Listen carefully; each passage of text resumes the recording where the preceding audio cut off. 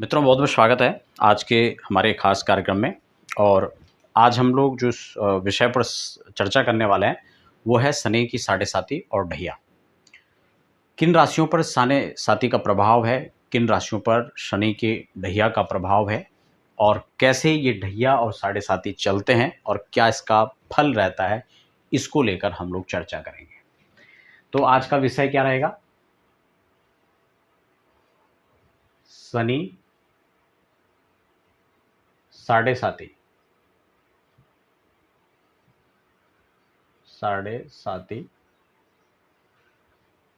व ढैया। ठीक है ना, ये आज का हमारा सब्जेक्ट हो गया। देखिए, कुछ लोगों का प्रयास था कि हमें आप जब किसी इस प्रकार के विषय को समझाते हैं तो ज़्यादा अच्छा होगा अगर आप बोर्ड के माध्यम से समझाएंगे। तो हमें भी लगा कि चलो इसके लिए इस प्रकार की व्यवस्था होनी चाहिए। कई बार लोग कुंडली दिखाते हैं और उनको अनावश्यक भय का माहौल बना दिया जाता है कि आपके साढ़े साती चल रही है। उसी में से जस्ट हम अभी एक क्लाइंट हमारे हैं मेरठ के, उनकी हम कुंडली देख रहे थे। तो उनकी इस समय वृषभ राशि है। उन्होंने कहा गुरुजी हमारे तो साढ़े साती चल रही है। तो मुझे भी बड़ा अजीब सा लगा कि मतलब साढ़े साती चल रही है, वृषभ राशि पे तो ढैया भी नहीं चल रही है, जो बोलने में गलती हो जाए। कहा किसने कहा कि, तो उनको जिसने भी बताया था, खैर जो भी है। तो कैसे किन किन राशियों पर साढ़े साती चलती है और कब चलती है, इसको हम लोग समझ लेते हैं। जैसे अभी इस समय शनि मान लो कि लगन में यहाँ पर चल रहा है। बहुत ध्यान से समझना इसको। खासकर ये सब्जेक्ट उनके लिए अच्छा है जो ज्योतिष सीख रहे हैं या ज्योतिष में रुझान लेते हैं, या जो विद्यार्थी हैं ज्योतिष सीख रहे हैं, उनके लिए खासकर अच्छा है। शनि यहाँ पर है, उदाहरण के तौर पे मैं आपको बता रहा हूँ अभी इस समय, क्योंकि शनि यहाँ पर ही चल रहे हैं और ये यहाँ पर है हमारा कुंभ राशि। कुंभ राशि पर शनि चल रहे हैं वर्तमान में, ठीक है ना। और उसके बाद यहाँ पर 25 मार्च को शनि फिर ट्रांजिट कर जाएंगे, आपके मीन राशि में आ जाएंगे। जबकि 3 जून 2027 को मेष राशि पर चले जाएंगे और फिर 8 अगस्त 2029 को वृषभ राशि में चले जाएंगे। ऐसे 2.5 साल बाद वो ट्रांजिट होते रहते हैं, उनका एक अवधि है। अच्छा, ये गणना कैसे, किस हिसाब पर हम लोग देखते हैं, किस उसके लिए पंचांग चाहिए। कुछ लोगों को तो पंचांग ही पता नहीं है, और ये लगभग जो पंचांग है 150 साल से पुराना ज़्यादा पंचांग है। हम तो कई लोग पंचांग यूज करते हैं, लेकिन ये वाला भी हम लोग यूज करते हैं। तो अब यहाँ पर 11 लिख दिया, तो गिनती तो आपको पता ही है सीधा सीधा कैसे लिखी जाती है। ये 12 हो गया, ये 1 हो गया, ये 2 हो गया, ये 3 हो गया, ये 4 हो गया, ये 5 हो गया, 6 हो गया, 7, 8, 9 और 10। अच्छा, ये गिनतियाँ क्या हैं? ये राशि हैं, आप सब जानते हैं। ये मकर राशि, कुंभ राशि होगी तो मीन हो गया, मेष हो गया, वृष हो गया, मिथुन हो गया, कर्क, सिंह, कन्या, तुला, वृश्चिक, धनु, मकर और कुंभ। क्लियर हो गया। अभी शनि यहां पर चल रहे हैं, तो आपको ये पंचांग है, मैं इसका जो सूत्र है वो भी आपको यहां पर पढ़ के बता देता हूं। इसमें सब विस्तार से लिखा रहता है। ये देखो, यहां पर लिखा हुआ द्वादशे जन्मगे रासो द्वितीय च शने शनिश्चर। मैं इसको समझा यहाँ पे बता भी देता हूँ। क्या लिखा है? सबसे पहले लिखा हुआ है द्वादशे, ये 12वां, ठीक है। जन्मगे यानी उसी राशि पर, और द्वितीय द्वितीय होगा। कहाँ पे था? हाँ, ये रहा द्वितीय, ठीक है ना। तो अब इसको सीधा से ये सूत्र यहां पर दिया हुआ है। क्या लिखा? द्वादशे जन्मगे रासो द्वितीय शनिश्चर सार्धानी सप्तवर्षाणी तदा दुखे युतो भवे। यानी जब जिस राशि पर शनि चलते हैं, ठीक है, एक तो वहां पर यानी जन्मगे उसी वाले में, दूसरा द्वितीय दूसरे भाव में, और उसके बाद द्वादशे, यहां से यहां तक गिनेंगे तो 12वां भाव हो जाएगा। 1 2 3 4 5 6 7 8 9 10 11 12, इस तरह से इसके भाव गिनते हैं, हाउस जो होते हैं, ठीक है ना। 1 2 3 4 5 6 7 8 9 10 11 12। यानी शनि जहां पर बैठे हुए हैं, एक तो उस पर साढ़े साती चलेगी। तो इस समय कुंभ राशि पर है, तो कुंभ राशि पर साढ़े साती चल रही है। दूसरा लिखा हो द्वितीय, तो दूसरा भाव ये है, दूसरा भाव मीन राशि का, यानी मीन पर चलेगा। उसके बाद द्वादशे, द्वादशे मतलब मकर, तो एक तो उसी राशि पर चलेगा, दूसरा उससे दूसरी वाली राशि पर चलेगा, और तीसरा उसके 12वें राशि पर चलेगा। ये सीधा सा सूत्र हो गया साढ़े साती का। अब उनकी राशि क्या थी? वृषभ। तो वृषभ राशि में तो ना कुछ भी नहीं चल रहा है, मैं ढैया का भी आपको बताऊंगा, ठीक है ना। ये तो था साढ़े साती। साढ़े साती के लिए क्या हुआ, जन्म के द्वितीय और द्वादश, यानी जिस राशि पर शनि चल रहे हैं उस पर, उससे सेकंड हाउस पर और उससे 12th हाउस पर आपका साढ़े साती चलेगा। क्लियर हो गया। क्या लिखा हुआ है कि सार्धानी सप्तवर्षाणी तदा दुखे युतो भवेत। क्योंकि अब आजकल मान लो यूट्यूब से या इंटरनेट के ज़माने से ज्योतिषी कोई बने तो उसको तो पंचांग की जानकारी नहीं होती है, पंचांग पढ़ना भी नहीं आता है। पंचांग को सबसे पहले, अगर आप ज्योतिष में इंटरेस्ट रखते हैं तो पंचांग को सीखें, पंचांग पढ़ना सीखें। पंचांग में सारी जानकारी विस्तार से लिखी रहती है। ये पंचांग जो मैं अभी आपको जिससे बता रहा हूँ, ये 1932 का पंचांग है, ठीक है ना, नहीं सॉरी 1875 ईस्वी का पंचांग है। आप समझ रहे हैं, 1875 ईस्वी का पंचांग है। तो आप समझ सकते हैं कितना पुराना पंचांग है।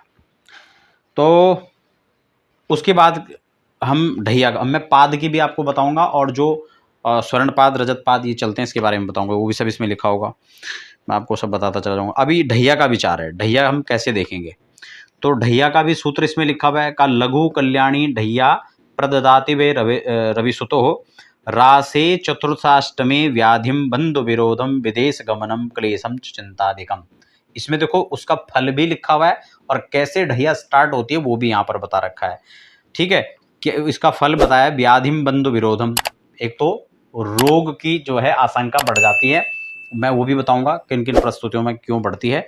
बंधु विरोधम, बंधु बांधवों से विरोध बढ़ जाता है, मित्रों के साथ में दुराह, उनके साथ में संबंधों में दिक्कत, ये सब उसका। और विदेश गमनम, विदेश जाने वाले जो ये चाहते हैं कि हम फॉरेन कंट्री के लगातार प्रयास कर रहे हैं, तो साढ़े साती ढैया के दौरान उनको बाहर जाने का भी एक समय मिल जाता है। क्लेश चिंता अधिकम, क्लेश कष्ट समस्याएं बढ़ने लगती हैं और जो दुख है उसकी मात्रा बढ़ जाती है, ठीक है। तो ये यहाँ पर इसका फल बताया है। अब ये लघु कल्याणी ढैया कैसे चलती है थोड़ा इसको भी समझ लेते हैं। अब आपने अपनी राशि से गिनना है, यहाँ पर बताया कि चतुर्थ, जैसे कि अभी वृश्चिक राशि पर ढैया चल रही है, तो वृश्चिक राशि से अगर शनि को गिनेंगे तो ये चौथे आएंगे, 2 1 2 3 4, ठीक है। एक तो चतुर्थ अष्टमे, दूसरा आठवां भाव कहां से पड़ेगा, यहां से गिनेंगे इस पर, क्योंकि ढैया चल रही है अभी, ठीक है। तो यहां से 1 2 3 4 5 6 7 8, यानी जिस राशि से शनि 8वें आ रहा हो, मान लो आपकी सिंह राशि है तो आपको सिंह से गिनना है। सिंह राशि आपकी, आपने देखना है ढैया चल रही है नहीं चल रही है। सिंह राशि आपकी है तो सिंह राशि वाले गिने जरा, 1 2 3 4 5 6 7, क्या 4 और 8 में से कोई आया, नहीं आया, तो इसका मतलब सिंह राशि पर ढैया नहीं है। वृषभ राशि वाले गिन लें, 1 2 3 4 5 6 7 8 9 10, नहीं आया, यानी उस राशि से, जो आपकी राशि है वहां से 4 और 8, अगर ये भाव पड़ता है शनि का तो सीधा सा मेथड है वो ढैया हो जाएगी। अगर शनि जहां पर हैं वहां से 2 और 12वें और खुद की राशि में, इन तीनों में पड़ता है तो साढ़े साती हो जाएगी। यानी जहां पर जिस राशि पर शनि है एक पे, दूसरा वहां से दूसरे पे और वहां से 12वें पे, ये हो जाएगा साढ़े साती, और ये हो जाएगा 4 और 8 में हो जाएगा ढैया, ठीक है ना।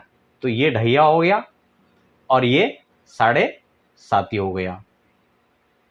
तो अब आप समझ रहे होंगे इस बात को, ठीक है। साढ़े साती और ढैया, यानी जिस राशि पर शनि होंगे वहां से दूसरे और वहां से 12वें, 3 राशियों पर साढ़े साती चलेगी, जबकि 2 राशि जहां पर शनि बैठे हो वहां से आपकी राशि से चौथे और 8वें में अगर शनि होता है तो ढैया चलेगी, अदरवाइज आप अपने हिसाब से गिन लें। अगर वो 4 और 8 नहीं आता है तो किसी प्रकार की कोई ढैया नहीं चल रही है। तो इतना तो आपको क्लियर हो चुका होगा, ठीक है ना। अब यहाँ पर ढैया सॉरी जो पाद हैं उसके बारे, अच्छा एक चीज़ मैं यहाँ पर इसका जो साढ़े साती का जो फल है वो यहाँ पर बताया गया, देखिए क्या लिखा हुआ है। शनि की साढ़े साती के प्रभाव स्वरूप मानसिक संताप, शरीर कष्ट, गृह क्लेश, धन संबंधी कार्यों में उलझने, आय सीमित, खर्च अधिक, रोग, शत्रु भय, बनते हुए काम में विघ्न, बाधाएं, अड़चने, संतान एवं परिवार संबंधित परेशानियां उत्पन्न होती हैं। ये सब इसमें लिखा हुआ है। अब सबसे पहले हम ये समझ लें कि जो चीज इसमें है, क्या वो 7.5 में होगा ही होगा, या फिर उसकी संभावनाएं कम या अधिक भी हो सकती हैं या ना भी हो सकती हैं।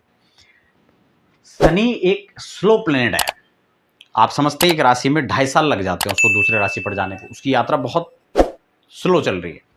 जबकि चंद्रमा एक ऐसा प्लेनेट है जो इतना स्पीड में चलता है, एक राशि से दूसरी राशि पर जाने में, एक घर से दूसरे घर जाने की उसकी जो अवधि है वो मात्र 2 से 2.5 दिन में पहुंच जाता है। जबकि शनि एक घर से दूसरे घर में जाने में 2.5 साल लगा लेते हैं। ठीक है, तो इनको 30 महीने लगभग लग रहे हैं। तो कितना फर्क है, एक 2.5 दिन में चला जा रहा है, एक 2.5 साल में जा रहा है। तो इस हिसाब से इनका जो यात्रा का समय है वो एक बड़ी विलक्षण तरीके से, इनकी जो अवधि है वो बहुत अलग, डिफरेंट है दोनों का। तो शनि जब इतने स्लो चलेंगे तो ये सब कुछ देखते हुए, थपेड़ लगाते हुए, व्यक्ति को परिपक्व बनाते हुए, 7.5 आती ही परिपक्वता के लिए। जिस व्यक्ति ने 7.5 झेल लिया, आगे फिर निश्चित है कि वो खिलेगा। लेकिन कई लोग 7.5 में इतना टूट जाते हैं कि फिर उठने की नौबत ही नहीं आ पाती।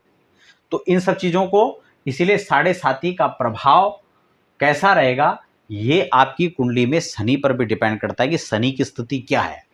अगर शनि जैसे प्लेनेट के साथ में मान लो चंद्रमा बैठ जाए तो विष दोष का निर्माण हो जाएगा।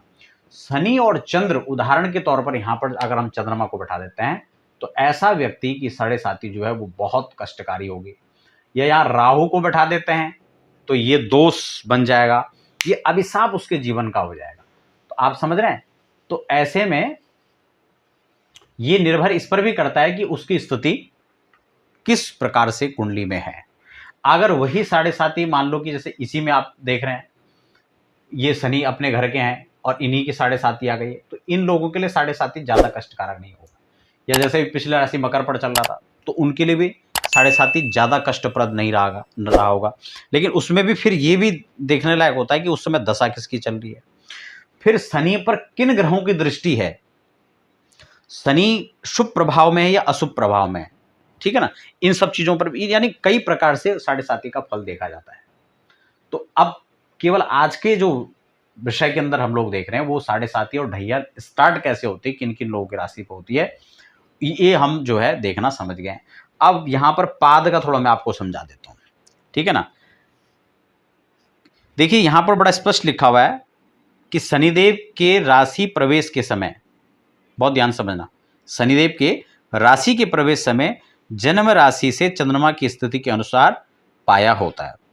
अगर उदाहरण के तौर पर देखा जाए, जैसे कि मैं आपको बोर्ड में समझा रहा हूं, अगर उस समय चंद्रमा उस दिन में मान लो कि 6, 8, 12वें भाव में हो, या तो चंद्रमा यहां हो या यहां हो या फिर यहां हो, जिस दिन शनि ट्रांजिट किया है उस दिन अगर चंद्रमा 6, 8, 12वें भाव में होता है, बड़ा सीधा सा उदाहरण है, तो फिर वो स्वर्णपाद होगा। अगर वह 2, 5, 9 में होगा, 2, 5 और 9 में होगा तो ये रजतपाद हो जाएगा। अगर वह 3, 7 और 9वें भाव में होगा तो ये ताम्रपाद हो जाएगा। जबकि 4, 8, 12 में लौहपाद होगा, 4, 8 और 12। तो ये सॉरी, ये मैंने 12 लिख दिया था, ये 11 होना चाहिए था। ठीक है ना, ये 11 है पहला वाला स्वर्णपात का। तो इसीलिए 1, 6 और 11वें का जो है वो स्वर्णपाद होता है। जबकि लौहपाद इसमें सबसे कष्टकारी होता है, यानी 4, 8 और 12वें का में जब उस दिन जो है उस दिन चंद्रमा की स्थिति हो तो ये लौहपाद होता है और ये सबसे ज़्यादा खराब माना जाता है। तो ये मैं सीधे सीधे पंचांग से इसलिए आपको बता रहा हूँ ताकि आपको स्पष्ट होता रहे। और जो अनावश्यक भय बना लेते हैं, जिनको पता नहीं है कि हाँ 7.5 चल रही है या नहीं चल रही है, ढैया चल रहा है नहीं चल रहा है, तो उन लोगों को ये आज समझ में आएगा कम से कम कि ढैया कब स्टार्ट होती है और 7.5 कब स्टार्ट होती है। अच्छा, जो इसमें जैसे फल लिखा हुआ है कि बंधु विरोधम, विदेश गमनम, ढैया इसका साढ़े साथी का प्रभाव में। तो ये साढ़े साथी व्यक्ति के जीवन के कर्मों का फल उसको देने के लिए आता है, इसलिए अगर अच्छे किए होंगे तो साढ़े साथी प्रभाव खराब नहीं होगा, बुरा किया होगा तो बहुत ज़्यादा खराब होगा। यानी जीवन में हमें फिर पीछे झांकने के लिए ये विवश करता है शनि। अब यहाँ पर उपाय की हम बात कर लेते हैं। उपाय के लिए सबसे अच्छा जो उपाय है, वैसे तो उपाय बहुत सारे इसमें भी यहाँ पर दिए हुए हैं, पंचांग में दिए हुए रहते हैं, बहुत सारे उपाय होते हैं, लेकिन मैं आपको शॉर्ट में कुछ उपाय बता देता हूँ। एक तो शनि के मंत्र जप की संख्या 23,000 मंत्र संख्या। और मंत्र में क्या है कि वैदिक मंत्र जो है सबसे ज़्यादा प्रभावकारी होता है, वैदिक मंत्र जपना चाहिए। ओम सन्नो देवी रविस्तय आपो भवन्तु पीते संजो रविस्रवन्तु नः, तो ये है इसका वैदिक मंत्र। फिर इसका तंत्रोक्त मंत्र आता है ओम प्राम प्रीम प्रौम सह शनये नमः या ओम सम शनिश्चराय नमः। इन मंत्रों को, ये छोटा मंत्र है, छोटा ओम सम शनिश्चराय नमः, इस मंत्र को जपना है। 23,000 की संख्या में शनि के मंत्रों का जप है। आप ऐसे भी कर सकते हैं, कलिकाल के अंदर इसके 4 गुना जप का फल बताया गया है, तो इसलिए 23 को 4 से गुणा कर लीजिए तो आप 96,000 लगभग इसके जप की संख्या हो जाती है। उसका दशांश हवन होता है, फिर दशांश तर्पण और दशांश मार्जन, फिर दशांश ब्राह्मण भोज, इस प्रकार से इसका अनुष्ठान संपन्न हो जाता है। शिव पूजा और वैदिक शिव पूजा के साथ में आप ओम नमः शिवाय जो पंचाक्षरी मंत्र है उसको भी जप सकते हैं। और शनिवार के दिन विशेषकर तेल का दीपक दान, खासकर वह तेल का दीपक पीपल के पेड़ पर जो है जलाने को कहा जाता है, तो सर्वश्रेष्ठ है। या फिर गंगा में आप दीपदान कर सकते हैं, ठीक है, वो आप सीमित एक संख्या में एक का भी कर सकते हैं, 11 दीपदान कर सकते हैं, 108 कर सकते हैं, तो वो डिपेंड करता है आपकी उस समय की तत्काल की परिस्थितियों में क्या कैसे आप कर पा रहे हैं। तो कुल मिला के आज की कॉन्सेप्ट में हमने समझा साढ़े साती और ढैया कब किन राशियों पर प्रारंभ होती है और क्या उसका फल रहता है और क्या उसका उपाय होना चाहिए। आशा करता हूं आज के कार्यक्रम में आप लोगों को काफ़ी कुछ सीखने और समझने को मिला होगा। मिलते हैं फिर अगले कार्यक्रम के साथ, तब तक के लिए हमें दीजिए इजाजत। हर हर महादेव।